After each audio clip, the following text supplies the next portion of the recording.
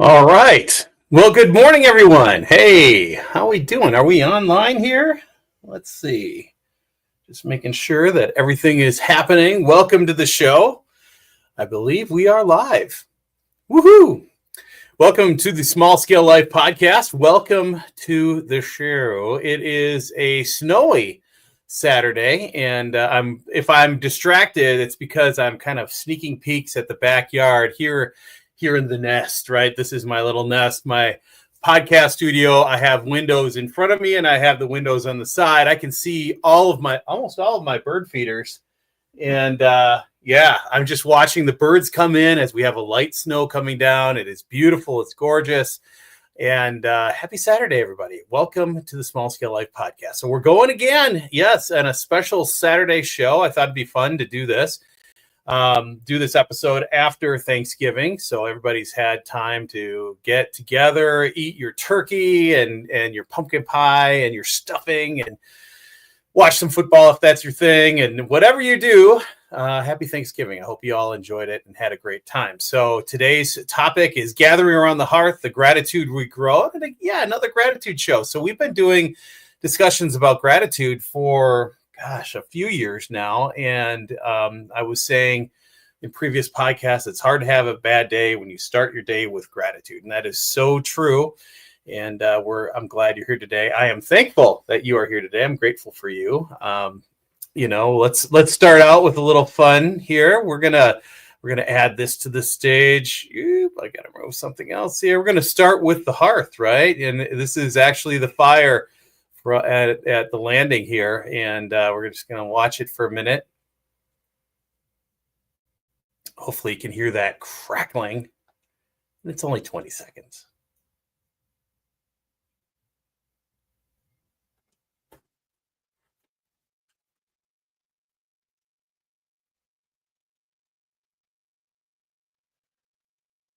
Fire, so important to humankind. We've gathered around the fire since the day we crawled out of wherever and discovered it, right? It is a source of heat, a source of for cooking, for protection, for telling stories, for s'mores, right? It is essential to humans wherever we've gone and however we've come about. But that's what we're going to be talking about today, a little bit about gratitude and gathering and whatnot. And we had to start, we had a fabulous Thanksgiving. We actually got together with some really great people.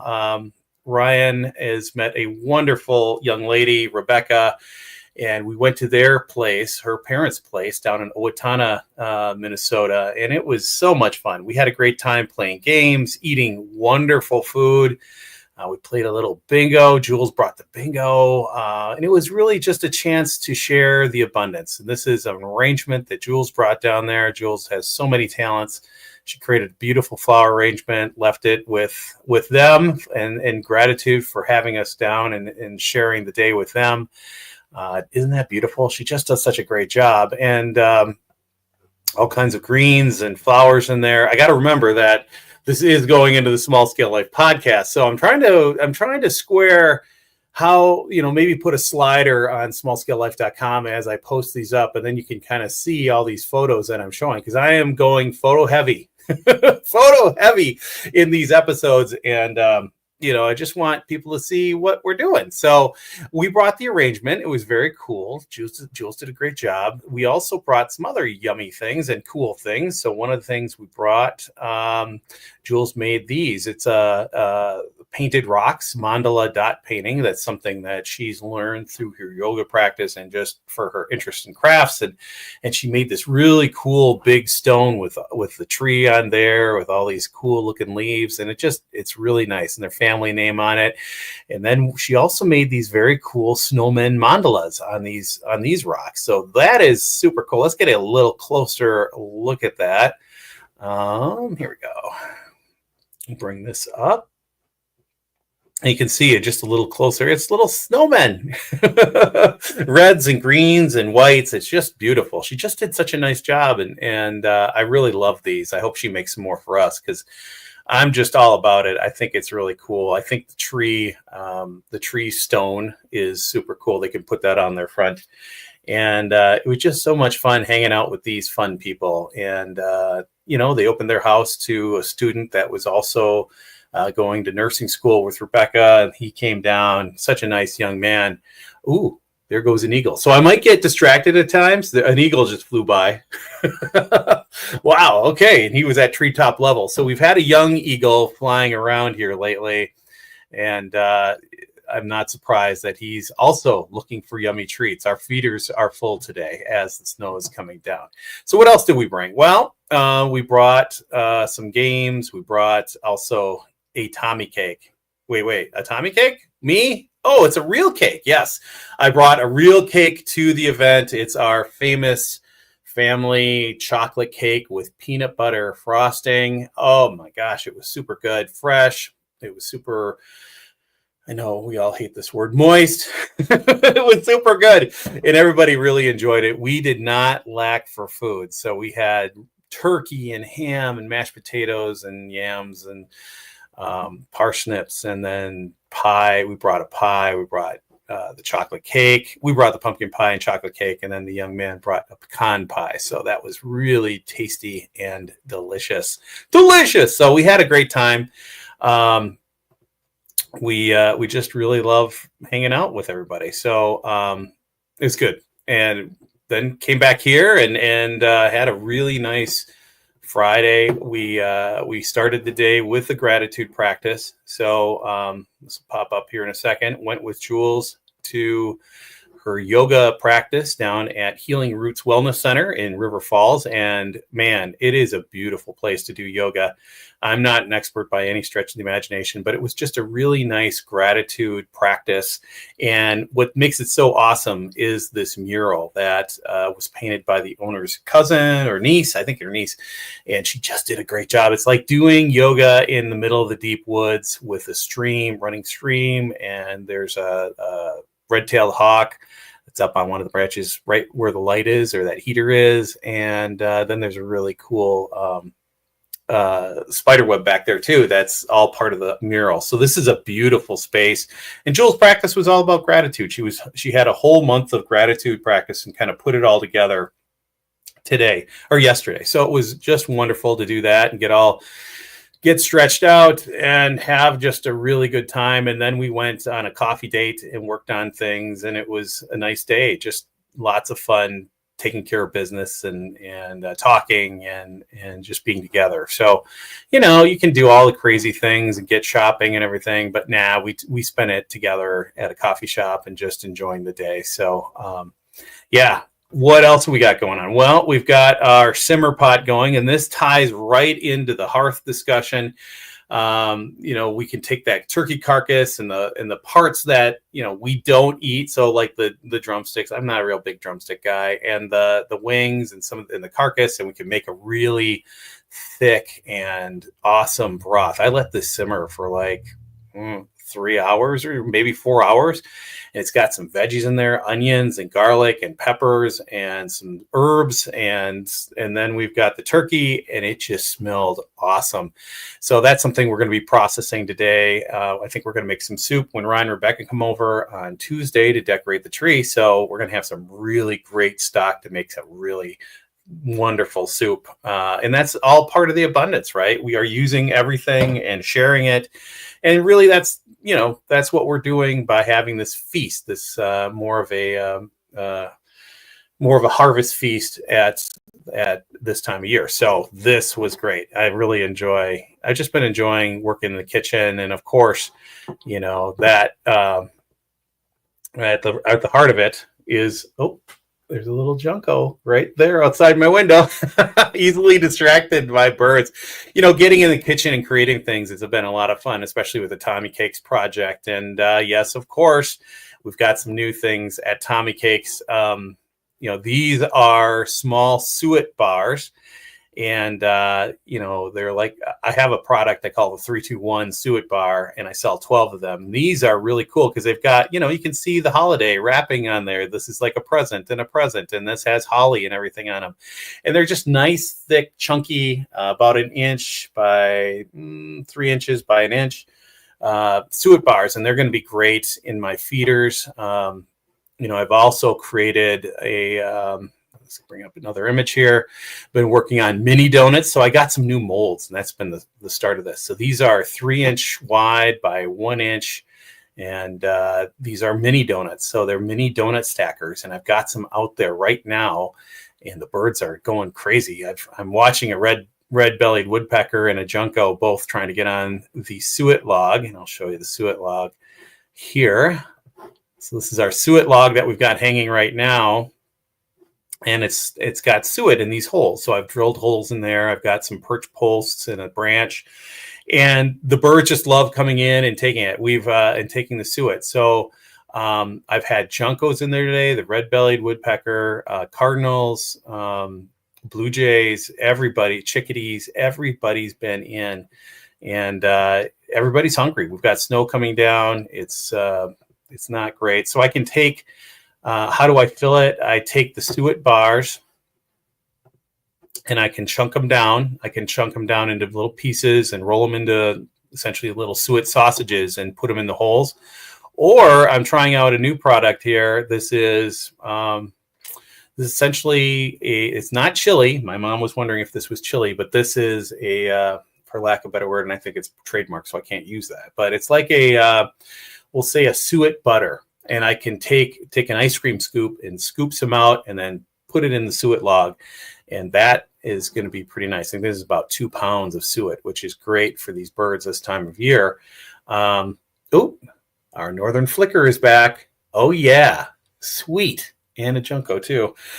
So we've been having a lot of different friends, especially with the storm coming in. I mean, if you watch your feeders, the birds will start to tell you that, hey, storms are rolling in. And they'll tell you, they'll start to really ramp up in the feeder. And what I'm talking about, if you don't know what a northern flicker looks like, it's the largest. So we have the pileated woodpecker, and you think woody woodpecker, that's a pileated woodpecker. They're the biggest ones. But then we also have the northern flicker, and they are a large woodpecker as well. They're the second largest one here in Wisconsin. Oh yeah, he's going into the feeder. That is just fantastic. So yesterday, we got home from getting coffee and everything. I look out, and here is the northern flicker right there. That's the northern flicker. Beautiful bird, the spots, the gray, the red band on its head. And he was in, you can see the suet pole there. It's a little empty. It's totally empty. So he was looking at it going, come on, where is the chow, bud? We were having so many birds in the feeders back there. I hated to do it, but I walked back there and I put suet in the feeder. But yeah, the northern flicker just inspired me to get my butt out there and get the suet out. And plus I could try the mini donuts. I think he went over and is having some mini donuts right now, but can't quite see that feeder up on Oriole Hill. But yeah, just beautiful birds. The spots on his chest, the gray, the black, the yellow. See, you can see the yellow on his tail feather right there.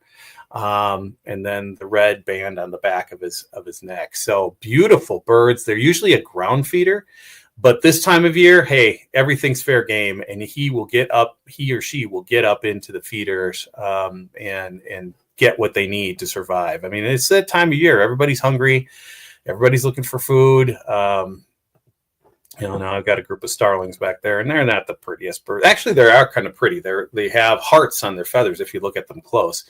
We've had the red-bellied woodpecker. That's this guy. His name is Happy. I haven't named the northern flicker yet, so if you have a name for the northern flicker, let me know. But this is Happy. He's our red-bellied woodpecker, and a super cool little bird. They can get a little territorial in the feeder, but they're super neat. What else have we had today? Let's see. I think we got Priscilla next. Priscilla has been hanging out with a couple of her men, hanging out in our back bird feeder. So you can see she just gets on that branch and they can peck and get all the suet they need. She's such a pretty bird. I love having the female cardinals around. I love their colors. I love how they look. And they're fun. They chirp and hang out all the time. Oh, Happy's back too. Oh, that's an ugly picture. Yeah, we're not going to use that one. Let's get that one off. But the suet cakes, I've had all kinds of chickadees on there already, and I'm hoping that the northern flicker's over there. Oh, you're getting mooned by the blue jay. What's nice about having a suet log like this is that your birds can use those for perch. I put a couple dowels on that, so the blue jay is hanging on the on the dowel and mooning us right now. That's a funny picture, but the blue jays can get up there, the cardinals can get up there, everybody can get on that. Yeah, there he is. And now he's looking at us. But this was all taken this morning. So the northern flicker was yesterday. And again, it's abundance, right? This is kind of at the heart of Tommy Cakes too, is, hey, I am feeding these birds. I'm keeping them, I'm helping them survive this harsh winter. It's going to be cold and snowy this year. I just have a feeling. And if we can have a little bit of extra food out there, I've got a variety of feeders. So everybody can get in there, and I've got a lot of feeders, to be honest with you. I think Jules rolls her eyes at me sometimes and says, what the heck? But, if you need some suet, let me know. If you need some bird seed, let me know. We've been running a 25% off sale right now at Tommy Cake Seed, and I'll bring that up. We have an Etsy store, and here we go. Oh, I think that's the wrong one. Still getting back into sharing everything here. Let's remove that. Let's bring up this. Move this. I want to bring this one up. Here we go, folks.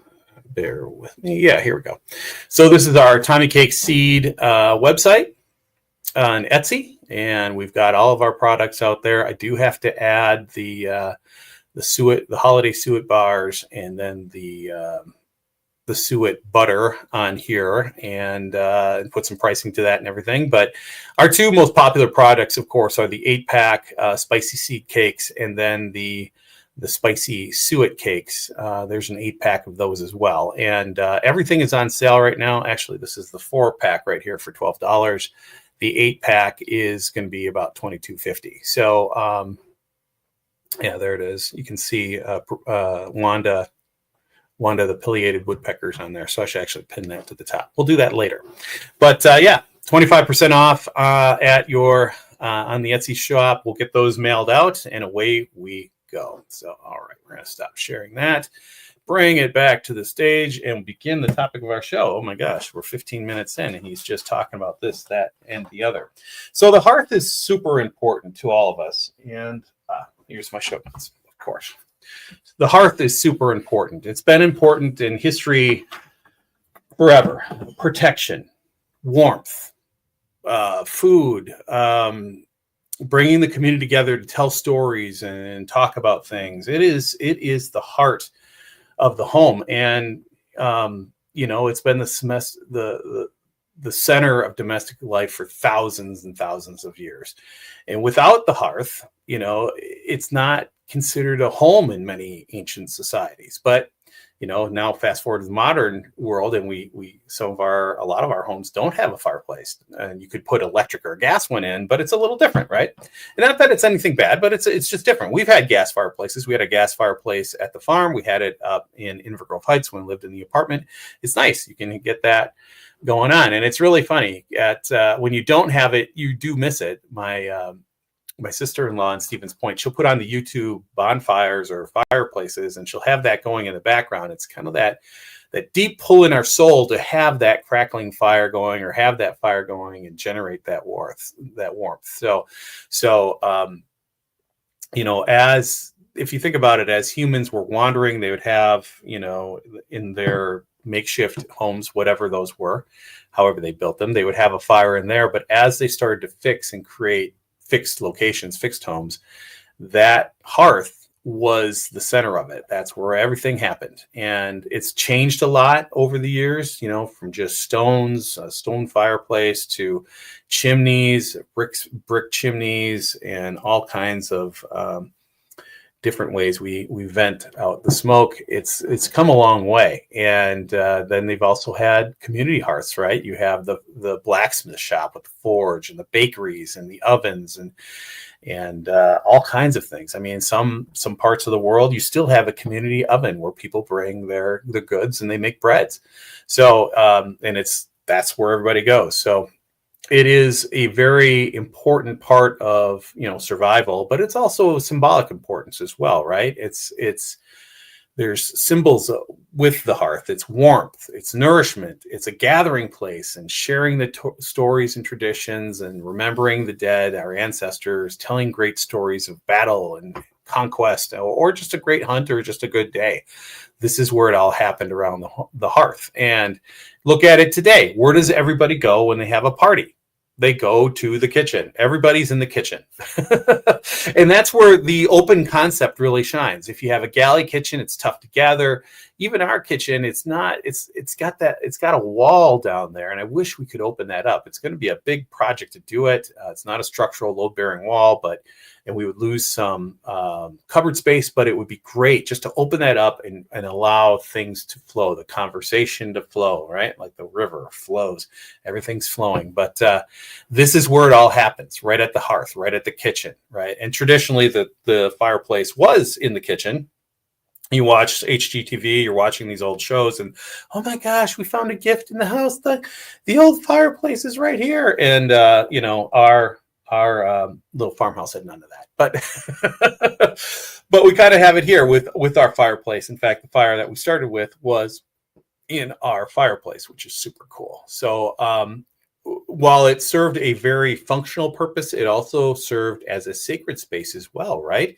I mean, that hearth is a place where you are paying homage to certain gods. You can put in a sacrifice. You can, whether you're in Greek or Rome or Norse, Germanic cultures, Celtic, Indian, all over the world, this is where the spirits and ancestors would be connected to the home, and you would put in your offering to those gods, deities, and ancestors at the hearth. So, yeah, it's just a wonderful spot. We use our fireplace quite a bit just for entertaining, but it's also a place where you can do. I mean, we talked last show or a couple shows ago about a burning ceremony where you write your intentions out. You write the things you want to let go, and then you can burn that in the fireplace. And it's really nice. It's kind of starting a new beginning, letting that old crap go. It's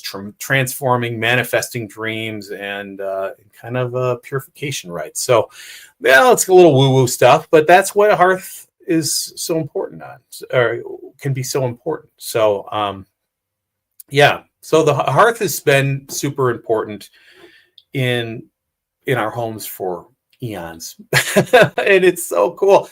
If you have an electric fireplace or gas fireplace, you're not going to be burning stuff in there. But, it's still a focal point where you can decorate around. It's part of your home. It gives off warmth. A couple of years ago, my brother-in-law, sister-in-law down in Texas, they had that big ice storm, and they had a electric, or was it propane? They had a fireplace, and that's what kept them warm. They ran that while the power was out. So it couldn't have been electric, or they hooked it up to their generator. But that's what kept them warm when the power was out, was to have that fireplace going. So it's still an essential part of the way we live today. So there we go. Now you can see me. Still getting used to this, right? Little coffee, a little reset. So, if you think about it, this time of year, we've got our hearth going, we got our fire going. I'm going to have a fire today, just with the snow coming down and the cold outside. Having that fire, it's going to be super nice, and can't wait to get it going. Got firewood. That'll be a next year project, is to actually build a couple lean-tos for the firewood, keep it out of the snow, keep it nice and dry. But it's just having that connection and doing that with Jules here is going to be really beautiful today. As I think we're supposed to get maybe up to 6 inches of snow. So we'll stay in, have a fire, have a great meal, and away we go.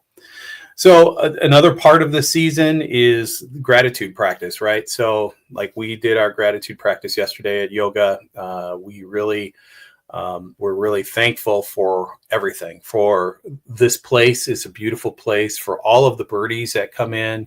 Sure, I am feeding them, so of course they're going to come in. But we're grateful because it's a gift for a gift. I put the seed out, and they come in and eat it. And it's that connection to them and watching them and just laughing at these birds and the things they do.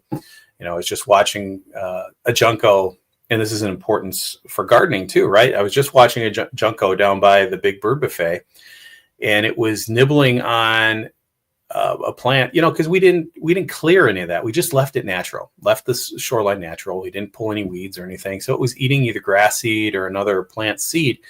And I was just watching that. It's like, because we didn't clean it off. It's extra food for these birds. I don't have to throw seed down because it's already there. It's on a plant. They can just eat it. So, so noticing those little details and being grateful for those birds coming in.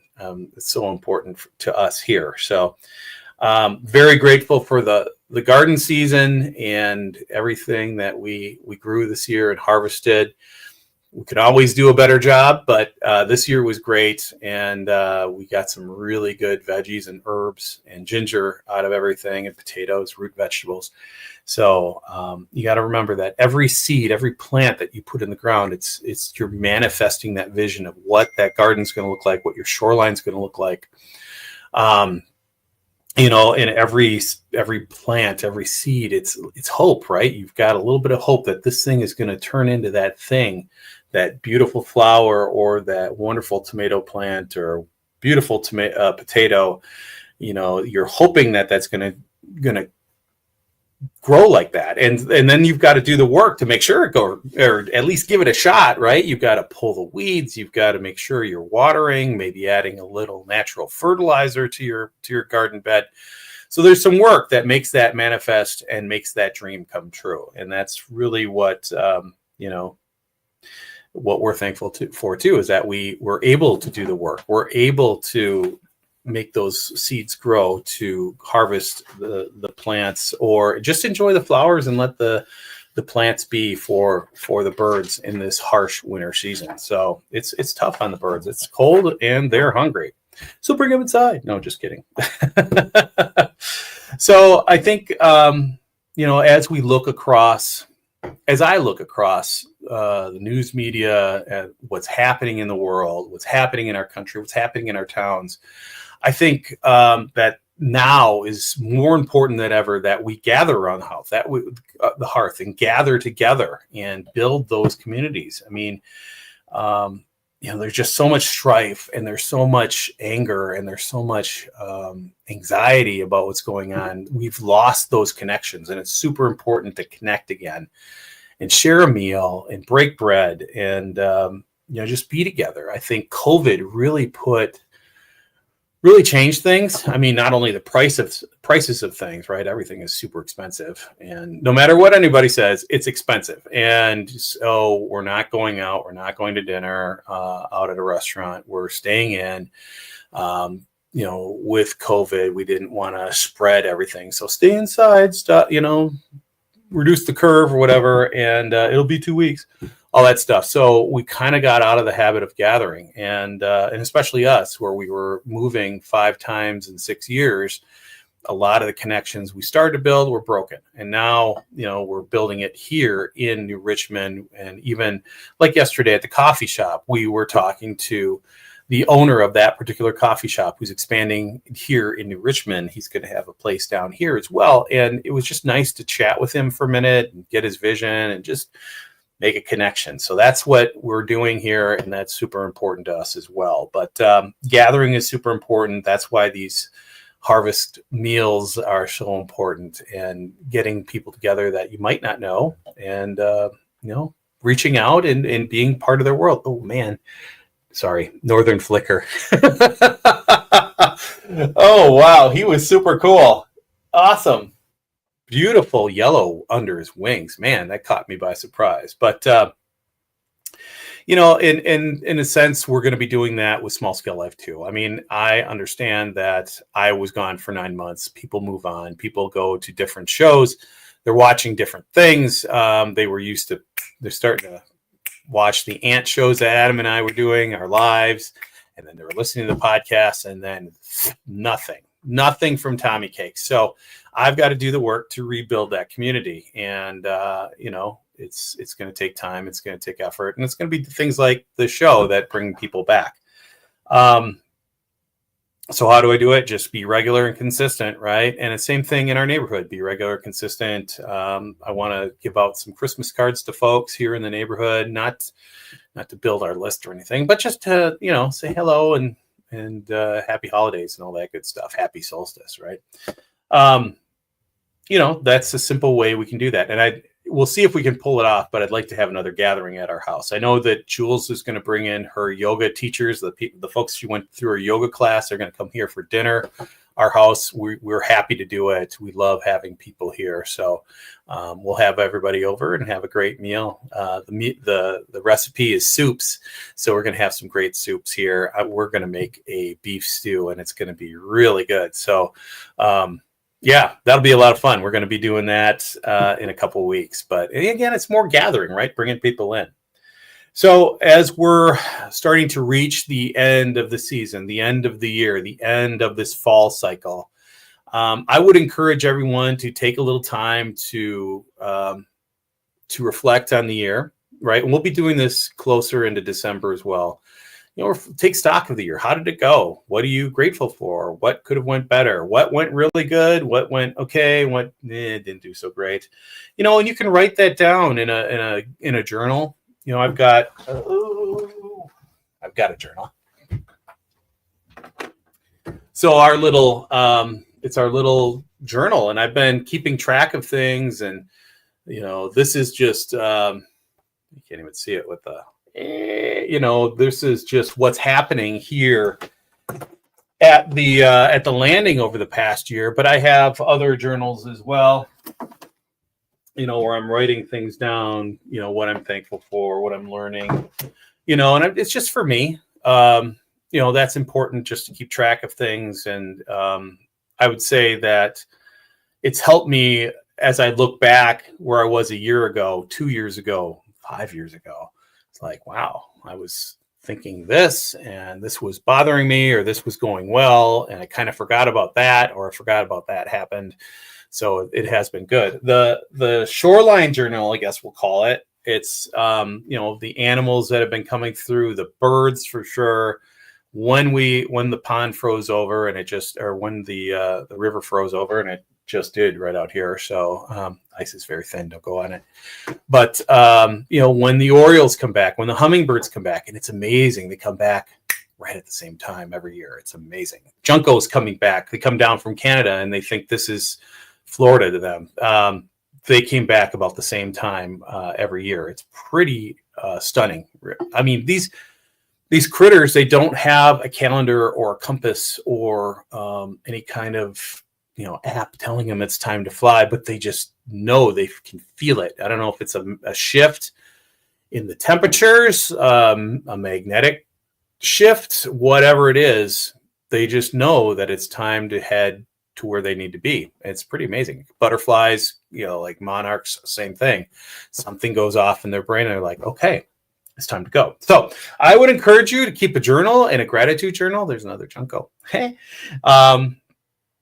One thing that everybody does, whether you're Christian, whatever belief system you've got, is one thing that's pretty common that I found is giving thanks for something as they go around the table.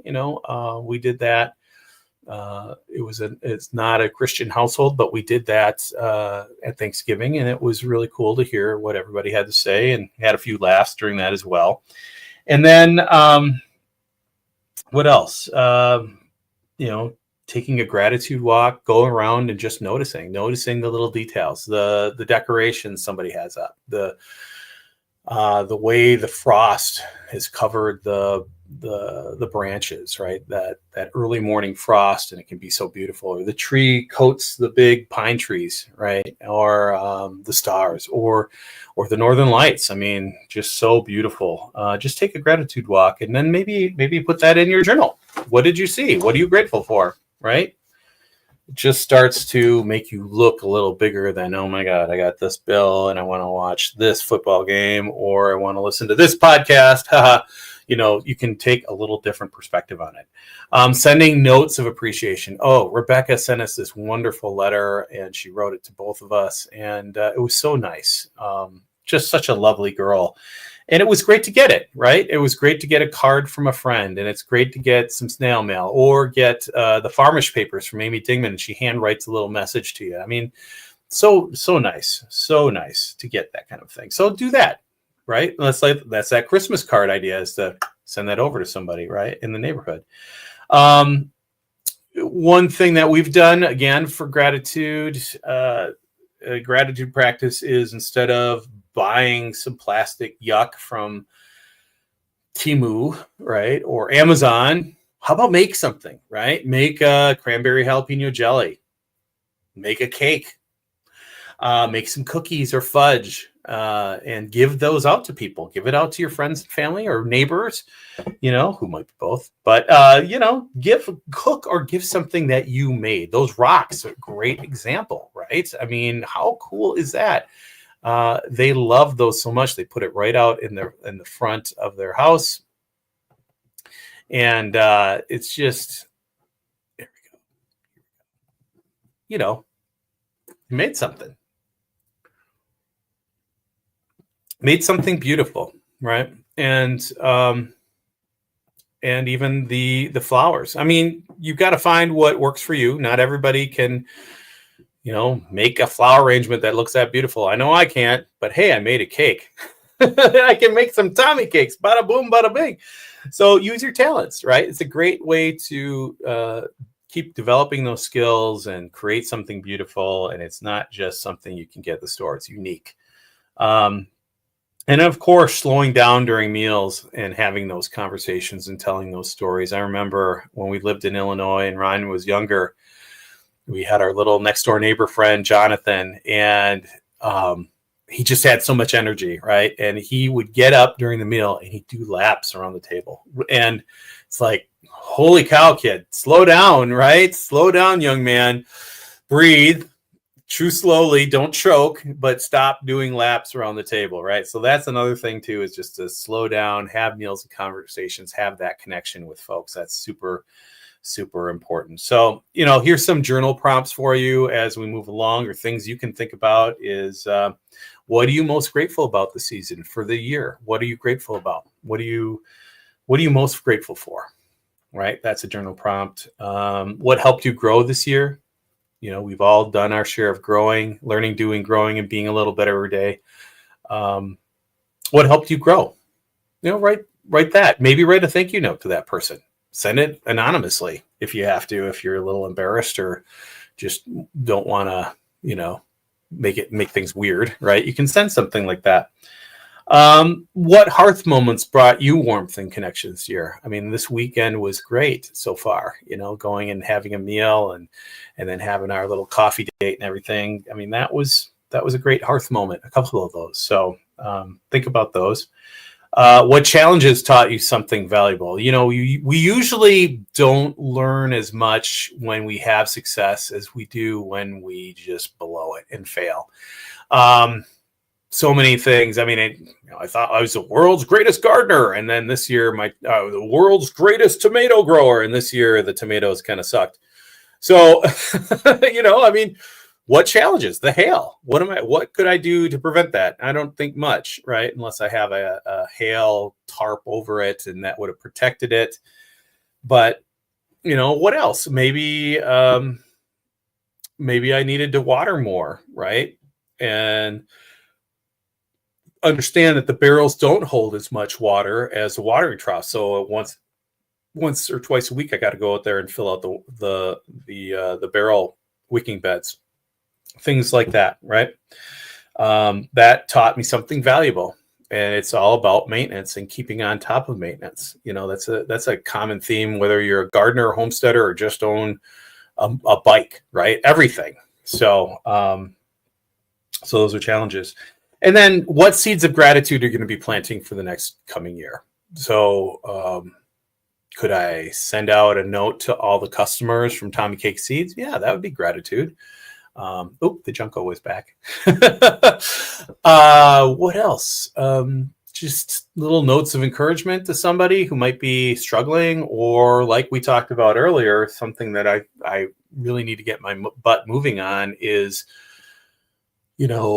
healthy meals that will save some bucks and not be like super expensive and break your bank.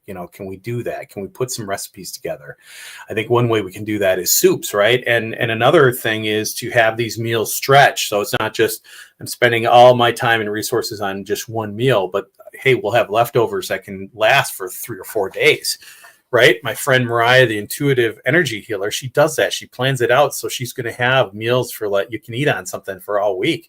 And yeah, you might be sick of it at the end of the week, but hey, you've had nourishment, you've had really good meals, healthy meals for the whole week. And it's really pennies on the dollar if you think about it. When you go to the gas station and spend $10 on some of their food, or you can spend $20 and eat for the whole week instead of just one little meal. So that's kind of the goal there. So, yeah. So there you go. Just some gratitude, some thoughts from the hearth. I hope that you're practicing that gratitude and going to start if you're not. We all get caught up in life, and we get caught up in the hard stuff. Sometimes we need to stop, maybe watch the birds, and just think about things we're grateful for. And suddenly all that noise and all that yuck goes away. And I would also say, turn off the news, watch the birds, turn off the news, plant a garden, turn off the news, create something for somebody. It's when we're at our best, when we're thinking beyond just our immediate trouble or our immediate needs or our immediate thing. We start thinking bigger, we think about others, and then we start to implement, and we can change the world one little baby step at a time. And that's really what we're going to need to get through the next stage of whatever's coming. I mean, yuck. If you know, you know. But anyway, yeah. So what else can we give you? We'll have some links in the show notes to other gratitude podcast episodes that we've done here in Small Scale Life. I think it's really good work, but that's just me. So take a look at those. Also, we have 252 other shows beyond this one. So there's something in there for everyone. Beekeeping, homesteading, gardening, frugal living, all kinds of stuff, right? Or just stories. Go check that out. Of course, that's all on smallscalelife.com, our little spot there. If you need birdseed cakes, suet cakes, suet butter for someone in your life or for yourself, make great gifts. Go over to TommyCakeSeed.com or the Etsy shop, Tommy Cake Seed. We are on Instagram, the Facebook group, Small Scale Life Facebook group. And then I've started a Substack, Small Scale Life Substack. So that'll be good. And away we go. Oh, one more thing. So if you're looking for a good gift for your solstice or holiday gathering, my good friend Adam Rick over at Modern Frontier Farms, he has gift boxes and they are delicious. It's got meat sticks, trout dip, crackers from a local producer, cheeses from a local creamery. Really good stuff. We're going to get some for our for our Christmas gathering with my family. We had it last year and it was gone in just a couple hours. So I don't think I even got any of the trout dip. It went so fast, but we're going to have that. Let's see. I'll show you. Bringing up my good friend Adam from Modern Frontier. He is probably at the farm store right now. They have a farm store halfway between Wales and Waukesha on Highway 18 in Waukesha, Wisconsin. What more could you want than this crazy guy with food? But he's got all kinds of subscription boxes. He's got beef, pork, and chicken. Very good stuff. The meat sticks are awesome. I bought 2 packs when I was with him last weekend, and it was really nice to see him. So check out modernfrontier.com. You can order online, and they will deliver anywhere in the U.S. And they will hand deliver with a smile on his face if you're probably in the Milwaukee area. But I'm speaking for him, and you'll have to work that out with him. So other than that, we'll be back on Wednesday at 7 o'clock p.m. New show. What are we talking about then? I have my listy list. The slowdown season. Yeah, that's a good one. We're going to be talking about the slowdown season. And again, 25% sale on Tommy Cakes. Go get them. Other than that, thanks for checking in and watching our show today. It'll be up on smallscalelife.com and podcast listening apps all over. I've got about 7 shows that I'm going to be loading up there. So you'll see new shows on your podcast feed shortly. I've got them all set. I just have to upload them today. So here we go. Thanks for tuning in, everybody. Remember to learn, do, grow, be a little better every day. And we'll see you on Wednesday at 7 p.m. Central Time. So see you soon. Take care, everybody.